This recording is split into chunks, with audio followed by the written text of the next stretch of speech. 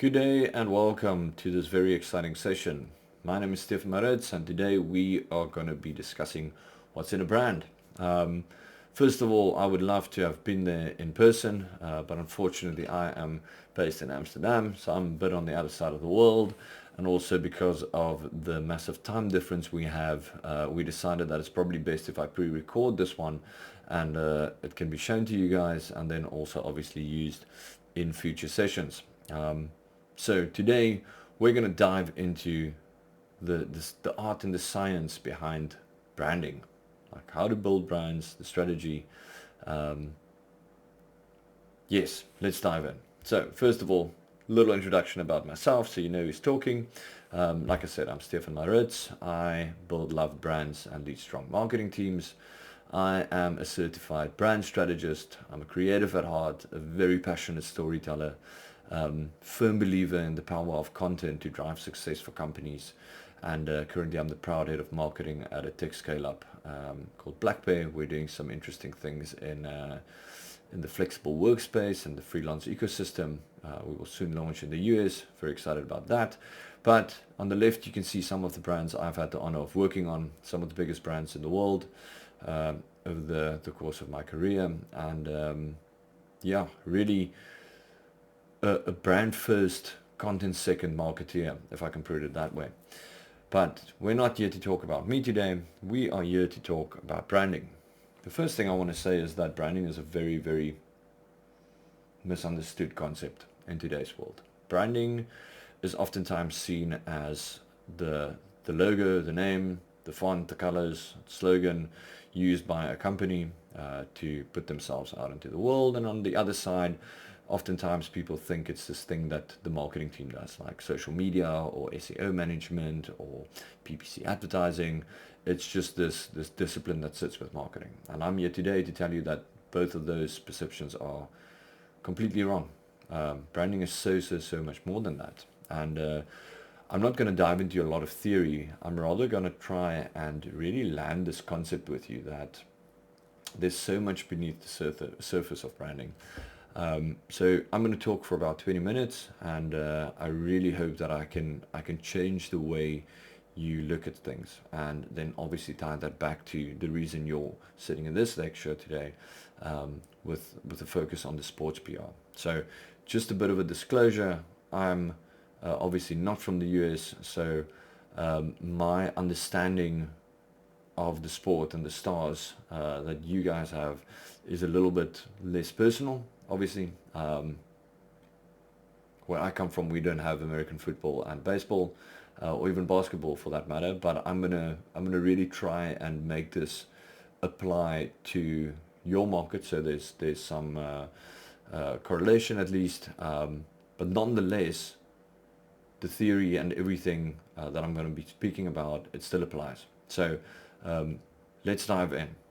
So I know I said today is not about theory, but I do want to put this little flywheel on the screen because this is quite important. I just mentioned that a lot of people think that the visual identifiers of a company is what a brand is. Now, what you have on the right here is what we call the brand essence, or other people call it the brand blueprint or the foundation of a brand strategy.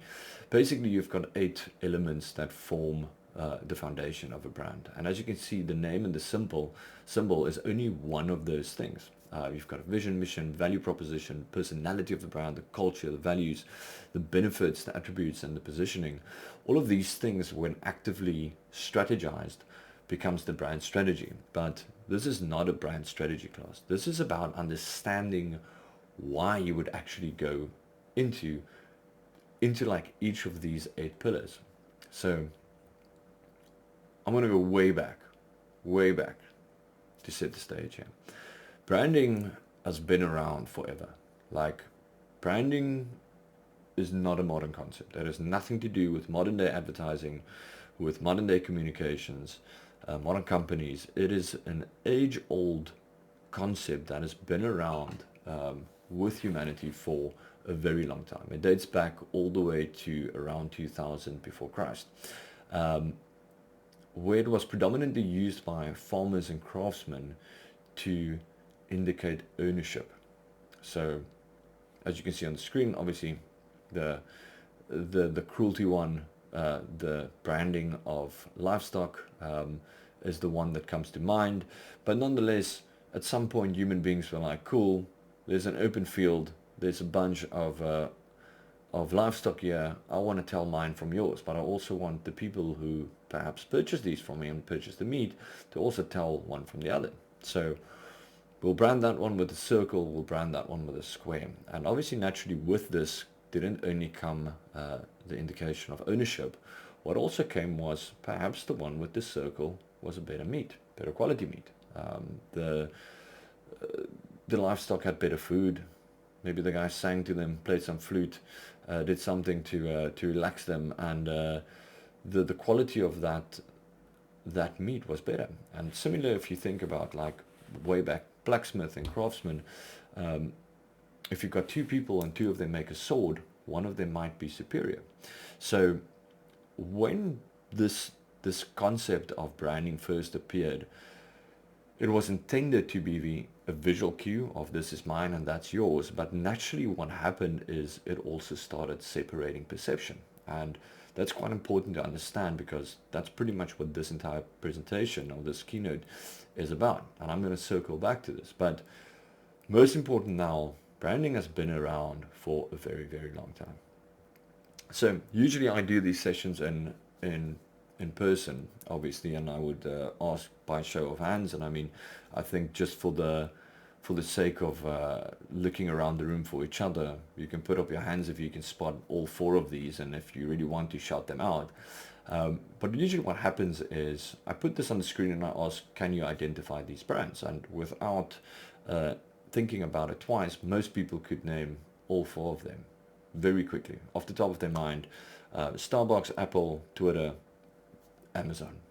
And this is quite magnificent if you think about it. And yes, I know I said it's not only about the visual cues, but I do have to start there because it's the most basic form.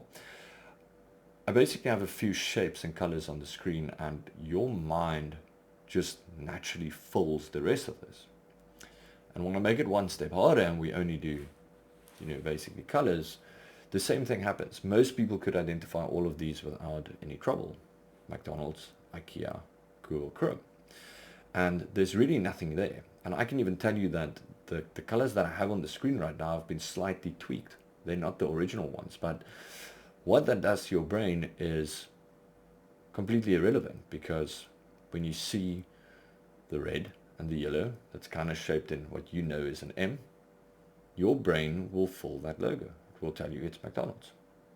You've seen it so many times, you've engaged with it so many times, that your brain does not have a problem to identify this. So we still say that brand is much more than just a logo and colors though. And I want to dive into this a little bit. So if I put these brands, for no specific reason, on the screen, just because they're some of the most famous ones in the world, when you look at these, obviously you can identify each of them based on their logo. But what comes with this is that to each of these logos, there might be an association attached to it. To some people, you really like Wendy's. Other people hate it. Some people like McDonald's. Some people hate it. Some people like Coca-Cola. Some people hate it. Some people prefer Spotify. Others prefer Deezer. There's something inside us as human beings that associate with these brands. One person might want to drive a Harley Davidson, another person wouldn't be seen dead with one. That concept that sits behind these brands and what these logos start making you feel like is a lot closer to what the brand is than what the logos actually are to that brand. If you think about the flywheel, the logo is only one of these concepts, of one of the 8 elements that make up a brand. Nonetheless, each of these companies and a lot of others in the world spends millions and millions of dollars every single year, not only for you to be able to identify that logo that quickly, even if you see just a color or a line or a shape, but also to form associations with it. They strategize, they plan the execution around this, they plan the perception that they want you as their target audience to have. I'm going to use McDonald's as an example. McDonald's is loved by some people and hated by others. I personally love McDonald's. Why do I love McDonald's? Because it's consistent. I know what I get every single time. When I buy a Big Mac, doesn't matter where I am in the world, it's roughly going to be the same thing. Whether that McDonald's is red and yellow or whether it's green and yellow like in Europe, the Big Mac's pretty much the same thing. It's the standard, it's the staple. Yes, there's different burgers in different countries, but the Big Mac is the Big Mac. If I'm keen for a burger and I don't know where I am, McDonald's is always a safe option. The other people, who's a little bit maybe more kind of health focused, McDonald's is just junk food that makes you fat and probably going to kill you pretty early in your life. And that's completely fine. But what is important to understand is that both of these perceptions are part of the brand. They cannot be removed from the brand. And they can coexist. McDonald's strategizes obviously towards the people that like it. They plan on having a great experience for people who like burgers, and they probably disregard the people who don't. That's completely okay with them. But nonetheless, there is an element out there that their brand is junk food. And the fact that they are junk food is as much part of their brand as convenience, and the idea that I'm always going to get the same thing. Consistency is part of that brand. And both of those together are the brand. And this seems a little bit confusing now, but that's exactly what I'm going to be unpacking. So when I go into the next slide and I do this, things get really interesting. The products I have here are really nothing. They're not branded at all. They've got letters on them, maybe a name in some cases, but what your brain now does is still quite interesting. If that was a bucket of nuggets on the far right and it didn't have KFC on it, you would probably just be like, yeah, I probably wouldn't buy that, but it's some nice chicken, fried chicken, but don't know if I can trust it. The fact that I put KFC on there, not even with the right font, nothing, just your brain can almost fill the rest of this picture. You can almost taste it. Same with the McDonald's fries, the Kit Kat, the Colgate. Your brain does a magnificent thing when you look at these images. On the one side, it kind of fights it, but on the other side, it's so familiar what you're looking at, yet almost all the visual cues has been stripped for this. There's nothing there that is indicative of what it is besides a letter M or the name. So another little exercise, if I was there, by show of hands, would you pay $150 for the shoe? It's a no-name. Was handmade in China, premium material. I can tell you it's probably pretty good for walking and for running and for everyday stuff. Prolonged wearing, it will probably last quite a bit. Most people would say no. Okay, why not? Yeah, it's a no-name. I don't know what it is. Can't trust it. Okay, cool. I appreciate that. I wouldn't buy it either. But what happens when I do this? All of a sudden this changes. On the screen now you've got exactly the same shoe than the previous one. I just removed the branding from that one. The same thing, the same material, handmade in China, in a factory, anything between $100 and $180 depending on, you know, which edition or whatnot. They do the same thing. You put them on your foot and you walk. They will probably both last you pretty long. But all of a sudden people will pay for this. And not only will people pay for this, they prefer one or the other, or maybe not at all because you've got no association with it. But someone prefers to buy the Nike and someone prefers to buy the Adidas. And there's really nothing different between these two shoes than the logo that's on them. But it's really not about the logo that's on them. It's not that I prefer the swoosh over the three stripes. No, it's because I associate more deeply with the one than the other. Some people would buy both, but most people prefer one or the other. That idea that draws you towards one of these shoes, that is what is branding. Not the logo that's on it. Logo is just to help you identify it. But the idea of wanting the one or the other, or not one of them, or I'll take both of them instead of the non-branded one, that is branding. I'm going to make this a little bit more practical for you. Would you pay to see this kid, this specific kid in this photograph? Would you pay to go see him play today? You stop what you're doing, turn on the TV, or pay to go to an event to see this kid on the pitch? I'm quite sure no one would. There might be one of you, two of you is very daring and say, well, someone needs to support it. Yes, I get that. But the cold hard truth is most people will not. But when I put this guy on the screen, everything changes a little bit, because thousands and thousands and thousands of people pay to watch him and many others like him play every week, every month, every year, time in, time out. And it's not even about him, it's about the jersey. People pay to go watch the Yankees play. And there's no difference between this and the shoes I just had on the screen. It's exactly the same thing. Yes, you can argue that in the case of the sport, the one athlete is better than the other one. You're paying for the sport, there's more kind of profession to it, and like it's amazing to watch this person and that person. But at the end of the day, the concept still stands, that there's something in you, there's a reason why you would rather pay to watch the one than the other. So based on that, I can put this photo on the screen, and I can say, I bet you can feel this photo.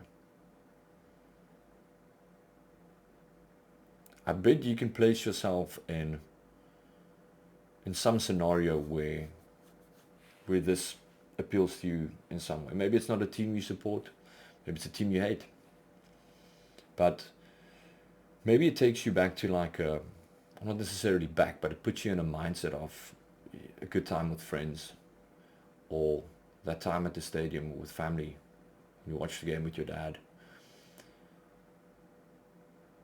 Sports has the ability to do that to us. We feel it. We're so connected to it. And that is branding. That feeling right there, that is branding. It's the same feeling that you get with the shoes. The reason that you would buy Nike instead of a no-name, or Nike instead of Adidas, and for any other brand, is the reason you buy the car you want to buy, or dream about a specific car that you maybe can't afford right now, but one day when I'm grown up, I'm going to drive that car. I'm going to live in this time. I'm going to, I'm going to go for holiday at this destination. I want to watch that team play. That feeling right there, that is branding. So what is brand? A brand in its definition is a perception held in the mind of a consumer or individual about a company, group, or individual. The player of the team is as much part of the brand as the logo that is on the jersey of the club. Everything about a brand forms part of this perception. Direct elements, indirect elements, what you see, what you experience, the emotions, everything. Think about when you buy a product and it's broken and you have to phone the customer support line. One or two things happen. You either leave disappointed or you leave very happy. When you leave disappointed, that disappointment shapes that brand in your mind. When you leave very happy, that shapes the brand in your mind. The perception that you hold is the brand, not what you see. It's what you feel, what you think, that perception. So when I put this on the screen again, yes, it includes all of these elements. But these elements are merely there. They're merely strategized and designed in such a way to shape that perception. When you realize this, you can really start building brands. And yes, it sits with marketing departments, and we'll get to this in a second, but it comes together from a lot of angles. But what you ultimately have to realize is that a brand is what people think it is. It's as simple as that.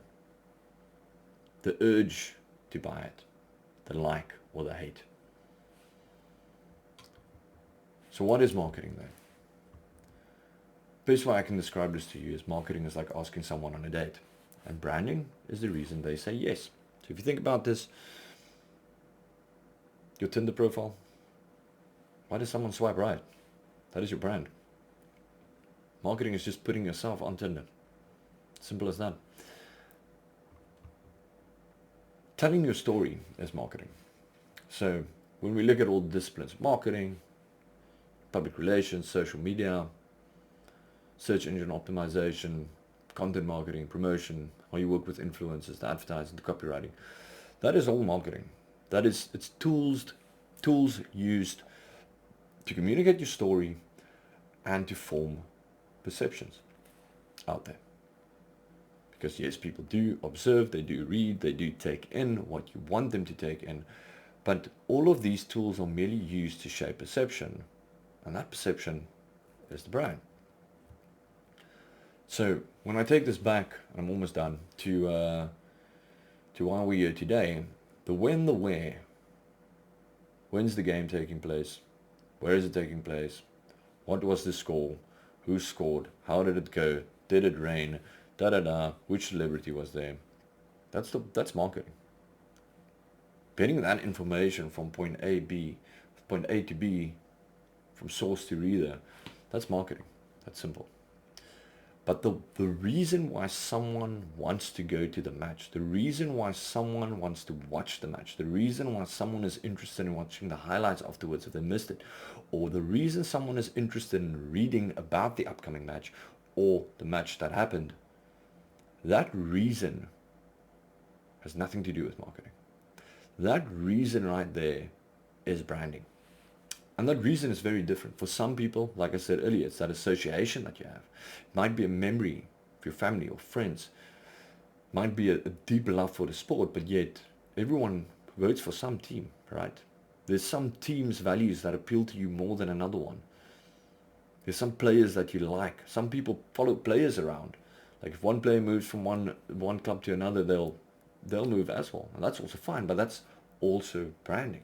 It's just an individual's brand and not the company, the club. What is important for you to realize here is the distinction between this. So yes, you have to give the information across, but really try to tap into the why people want to go and why people care. Because when you start understanding that, you really start touching that emotional part of it, and you really start building brands. Understand the why, and your stories will go so much further. So I'm going to leave you guys with this, and I really hope that this session made you look at branding a little bit differently than when you walked in here. Maybe you knew these things already, maybe you didn't, but break free from it's the logo or the slogan or the name of the company. Break free from it's just something that marketing does. No, marketing plays a role, yes, of course. The public relations plays a very big role in this.